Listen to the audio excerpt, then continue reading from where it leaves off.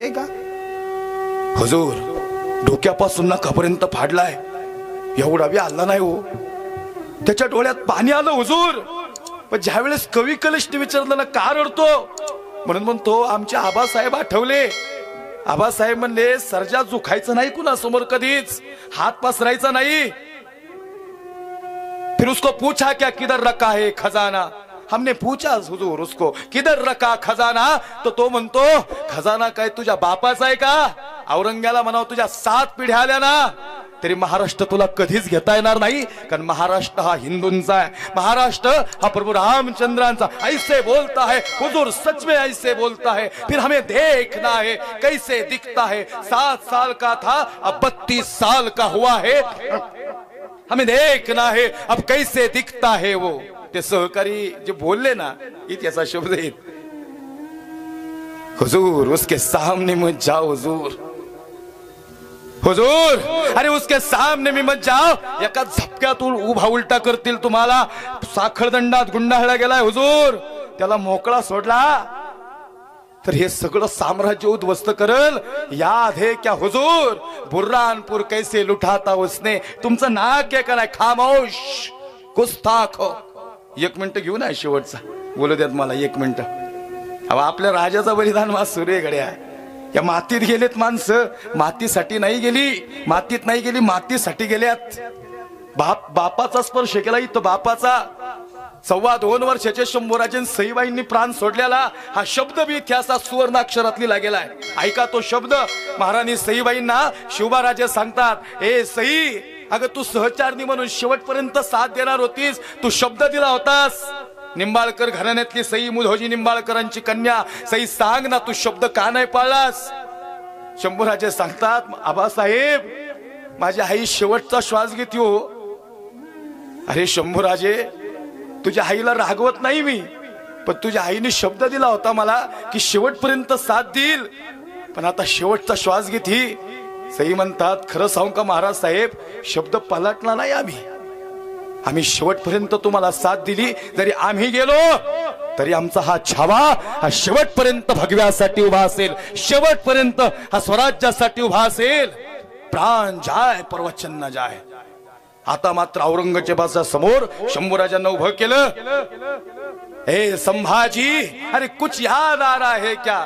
शंभूराजे सांगतायत हे दोरखंड काढ फक्त आणि समोर उभा राहा. तुला माहिती नाही अशा तुझ्या किती पिढ्या संपवतील आणि किती अवलादी संपवल्या. तुमचा अफजल खान विजापुराला होता, 7.5 फुटाचा होता, तुझ्या समोर लई मोठा होता तो. पण तुला माहिती नव्ह माझ्या आबासाहेबांनी असा सपकन कोथळा काढला. कवी म्हणतो, राजे का प्रसंग आठवतायत. शंभूराजे सांगतात, कवी अरे लई भयानक पद्धतीने अफजल उडावला होता. 7.5 फुटाचा होता, 2 वाव शरीर होतं, पहार वाकवल इतकी भयानक ताकद होती. आओ राजे आओ आओ आओ और हमारे गले लग जाओ. थेट विजापुरून तुळजापूरला आला. तुळजा भवानीची मूर्तीला वार झाला आणि तुळजा भवानीची मूर्ती या ठिकाणी भंग झाली. आणि कुणीतरी म्हणतं अफजल खानाला, हुजूर ये हिंदू के दैवत है हुजूर, ये हिंदू के खामोश, ये पत्थर कभी दैवत होते हैं क्या हुजूर. ये पत्थर नहीं ही आई तुळजा भवानी शिवरायांच्या तलवारीत ताकद देते हुजूर. ही माहूरची रेणुका माता, वणीची सप्तशृंगी आणि कोल्हापूरची महालक्ष्मी आणि स्वतः शंभू महादेव 3रा डोळा उघडतात आणि शिवरायांच्या सोबत उभे राहतात. त्यांच्या बरोबर एक दैवी शक्ती आहे हुजूर. खामोश हमें देखना है कैसे दिखता है वो शिवा. आणि मग अफजल खान थेट विजापुरून तुळजा भवानीची मूर्ती उद्ध्वस्त केली, पंढरपूर उद्ध्वस्त केलं आणि मग आला प्रतापगडच्या पायथ्याला. 7.5 फुटाचा सैतान, 2 वाव शरीर आणि पहार वाकवल इतकी भयानक ताकद. आओ राजे आओ. अफजल खानाबरोबर कृष्णा भास्कर, अफजल खानाबरोबर सय्यद बंडा.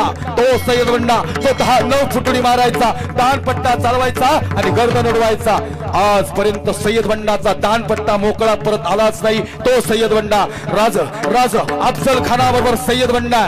राज म्हणतात आमच्यात पण एक योद्धा आहे, त्याचं नाव आहे जीवा महाले. जीवा चेल आणि राजांनी घेतला जीवा. राजांनी घेतले संभाजी कावजी कोंढाळकर आणि आला मग प्रतापगडचा रणसंग्राम. सज्जना हो, शंभूराजांच्या देहातला प्राण चालला होता, पण प्रतापगडचा रणसंग्राम डोळ्यासमोर होता.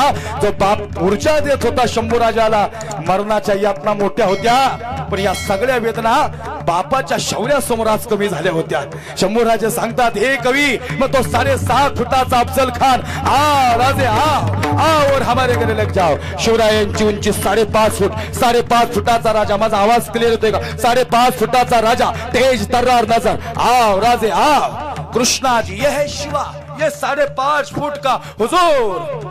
त्यांच्या उंचीवर नाव नका, ही महाराष्ट्रातली माणसं देहाच्या उंचीने कमी आहेत हुजूर, पण यांच्या शौर्याची उंची फार मोठी आहे, लई भयानक आहे. आजपर्यंत हा शिवाजी राजा कुणाच्या हातात लागला नाही. खामोश कृष्णाजी, आओ राजे आओ, और हमारे गले लग जाओ. अफजल खानाने शिवरायांना मिठी मारली, शिवरायांनी अफजल खानाला मिठी मारली. कर कर कर कर कर कर कर कर कर कर कर कर हरांचा आवाज आला. संपले शिवराजे, संपला राजा, संपला स्वराज्य. दादा, राजा संपला नव्हता. राजाने डोळे झाकले, श्वास गुदमरला, श्वास गुदमरला. जगदंब जगदंब जगदंब.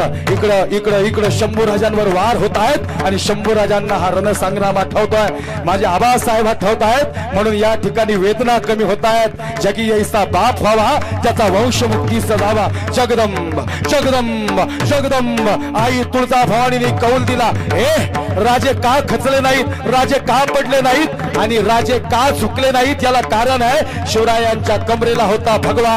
भगवा म्हणजे जान, भगवा म्हणजे प्राण, आणि भगवा म्हणजे महाराष्ट्राचा स्वाभिमान.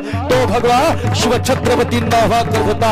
आणि मग मिठी सुटली, मिठी सुटली. अफजल खानाने कट्यार घेतली, सपकन वार केला. चिलकत होता अंगाला, काहीच नाही झालं. चिलकत होता अंगाला, काहीच नाही झालं. राजांनी वाघनख्या घेतल्या, हर हर महादेवची शिवगर्जना झाली.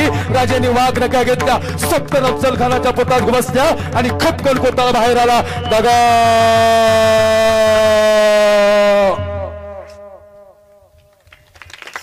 अरे या दक्कन के शेर ने किया, चल कृष्णाजी आला. कृष्णाजी 9 फूट उडी मारली.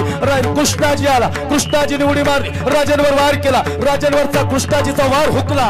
राजांना चक्कर आली, राजांना भवंडी आली, राजा पडणार. तोवर अफजल खान म्हणतो, ए सय्यद बंडा, उडा उश्वा की गर्दन. आला सय्यद बंडा, तालपट्टा घेतला, 9 फूट उडी मारली. राजांची गर्दन होणार. तो राजे म्हणतात, ए जीवा, ए जीवा, ए जीवा. अरे काय करशील? जीवा म्हणतो, राजे लाख मेले तरी चालतील, पण लाखाचा पोशिंदा जगला पाहिजे राजे. पण चल जीवा. आला जीवा, दानपट्टा घेतला, करकन दानपट्टा फिरला, 10 फूट उडी मारली, आणि सय्यद बंडाचा हात वरच्यावर उडवला, आणि ठस कदरला होता जीवा. वाचला श्वा.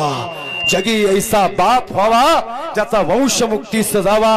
हे छत्रपती शिवाजी राजांना विचारलं, राज तुम्ही अफजल खान कसा फाडला?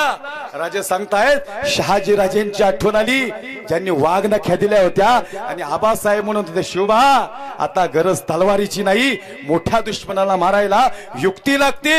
आणि म्हणून बापाची आठवण आली, आणि अफजल खान संपला. जगी ऐसा बाप व्हावा, ज्याचा वंशमुक्तीस जावा. आणि मग शंभूराजे शेवटचा श्वास घेत होते. एक शब्द सांगायचं म्हणून इथपर्यंत आता हा प्रसंग आणला. शंभूराजे शेवटचा श्वास घेत होते. वेदना होत नव्हत्या, कारण आबासाहेब आणि आई साहेब स्वराज्य भगवा आठवत होता. आणि मग आंखें निकाल दो इसकी, बहुत सताती इसकी आंखें, इसकी जबान काट दो. या ठिकाणी तप्त सळ्या डोळ्यात गेल्या, डोळे बाहेर आले. सज्जन हो, एवढा बी हल्ला नाही. जीभ काढली, पण तरी हल्ला नाही. हा शेवटचा शब्द इतिहासातला नोंद करून ठेवा सज्जन हो. अंतकरण दाटून आलं, आणि औरंगजेब म्हणतो, हे अरे हमने आंखें निकाल दी इसकी, फिर भी इसने आंखें नहीं झुकाई हमारे सामने. हमने जबान काट दी इसकी. सपकन जीभ बाहेर निघत नव्हती. असं नरड कुणीतरी नाग दाबले एकत्र, तेव्हा जीभ बाहेर आली. सपकन वार झाला. जगदंब जगदंब. आणि आबासाहेब जीभ म्हणत होती. आणि मग शेवटचा वार होणार होता. हात काढले, पाय काढले, गुडघे काढले, आणि मग औरंगजेब म्हणतो, हे निकम्मो, ए गुस्ताखो, देखो इसका तेज, देखो इसका शौर्य. हमने आंखें निकाल दी, फिर भी इसने आंखें नहीं झुकाई हमारे सामने. हमने